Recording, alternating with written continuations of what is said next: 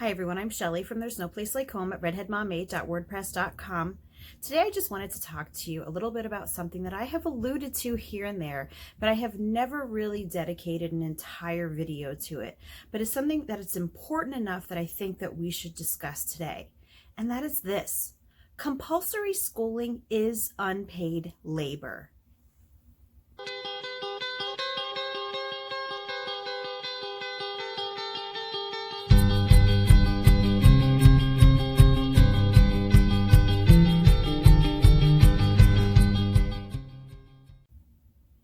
Have you ever gotten stuck in school traffic? And not just school traffic, but getting stuck behind a school bus. I have to admit that that was a pet peeve of mine for the longest time, because I lived in an area where there was school bus after school bus, and it seemed like I was getting stopped on every block. But one of these days, as I was waiting for the kids to get off of the school bus, I realized something as I was watching them walk onto the sidewalk. I noticed that they were all really tired. They looked dejected. They looked weighed down, and they looked completely unhappy. And I started to realize that they look a lot like adults do when they come home from work after a really long and hard day. And that's when it dawned on me that school is a job. Not only is it a job, it's an unpaid job. And not only is it a job that they don't get paid for, it is something that is forced on them. So, adults have to work in order to get money, in order to pay their bills, pay their houses, pay for food. But there is no law stating that adults have to go to work every single day. But there is a law in place saying that kids who are as young as 4 or 5 have to more or less mimic what adults do in a job every day. And again, they don't get paid for this. They have to get up sometimes before the crack of dawn to get ready, stand outside in the cold for a bus, or maybe sometimes they have to walk there. Other times their parents have to drive them. But, nevertheless, they're getting up really, really early in the morning, and they're having to sit in a building for anywhere from 6 to 8 hours a day, doing completely menial tasks that I've realized that I always say about how people always talk about how, school is the real world. How are your kids going to learn about the real world if they're homeschooled, because they're not going to go to school, And I always said, well, school isn't the real world. It's just an imitation of the real world. But the thing is that when I think of that, I always think that people are referring to the learning, or they're referring to the opportunities that are available in school, or they're referring just to the plethora of information that will be introduced, or to the abundance of other people that will be there in school. And yeah, I'm sure that's what a lot of people are referring to. I'm sure that's what most people are referring to when they're talking about school as the real world. But I realized that there is one aspect that school does mimic the real world, and that is the idea of conditioning these kids to get up at the break of dawn and to go off to work every day, to do menial tasks, to perform drudgery, to be obedient, to do what they are told. And this is something that I'm going to reiterate again, because in case you missed it the first time, kids as young as 4 or 5 years of age are having to do this.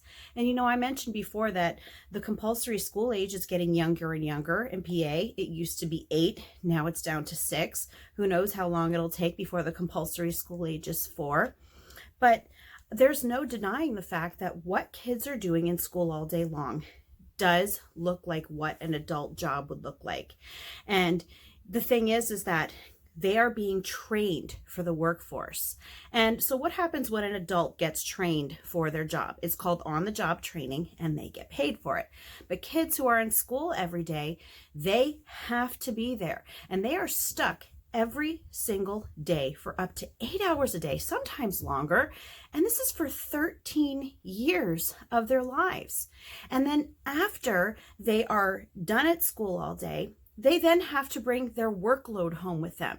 We talk about adults being workaholics and how they bring their work home with them and how they don't spend any time with their family. Children are being conditioned to live that sort of life because those 8 hours of school every day aren't enough. Then they are told that they have to bring home all of this additional work to do at home, which could be, depending on their age, up to 2 to 3 hours a night. And yeah, these are kids who should be playing, who should be spending time with their families. But that is not what compulsory schooling is all about. Compulsory schooling is about conditioning kids to work. It is about conditioning kids to look at the school as being the central part of their lives so that when they are adults, they will begin to look at that job as a central part of their lives.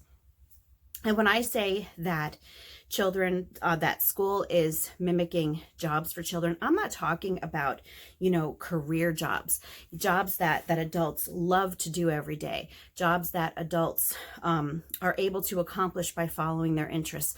I am talking about those, I keep saying menial, but there's really no other way to describe it. Those tedious jobs that a lot of people don't want to do, but that someone has to get done anyway. And this really came out of the factory model to begin with in the Industrial Revolution. And so we might not have as many people working in factories nowadays, but that model does go up through so many of the different job areas that we have nowadays.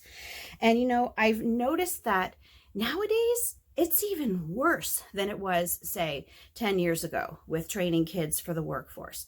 Because nowadays, you have all of these jobs programs in schools where these businesses, whether they're local businesses or whether they are larger businesses that have plants in different areas, they get involved with the schools and they come in and they start doing different volunteer activities for the schools. But what is actually happening is that there is a partnership between the school and these jobs, and these kids are being kind of led into the direction of what these different job areas, what they think they will be needing in the future. And that is something that's really going on in a lot of schools nowadays. Even the elementary school that my kids were attending, there was a business. It was a pretty big business, that there was one office building that was probably about 20 minutes away from the school. And yes, they would do that very thing there.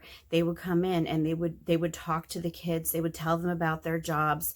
They would do, volunteer things with the kids after school. But it really was a thinly veiled approach to just kind of getting kids interested in the niche of what their business is going to need for the future.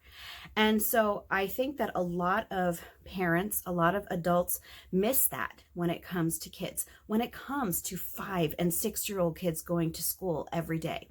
You often hear people talk about the reason that compulsory school laws were instated was because of child labor, because they didn't want children working in factories and, hardly getting paid anything and doing jobs that they weren't physically able to do and shouldn't be doing as kids.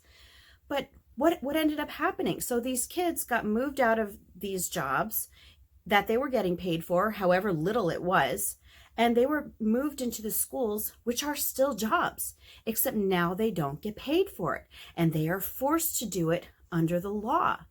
And I ask you, why aren't there more people questioning these things? So today was just one of those videos where I wanted to call that to your attention, and I want you to start thinking about that. Why are these things okay with us? And why do we as a people let so many things go when we should be shouting for the rooftops that these things have to stop? Anyway, that's all that I have for you today. If you like this video, give it a thumbs up. If you haven't subscribed yet and would like to hear more of what I have to say, I would love if you would do that. If you have any questions or comments, you can leave one over on Instagram because YouTube disabled my comments. And if you like my work and would like to check out my Patreon page, I will leave a link in the description box for that as well. And I hope you have a great day.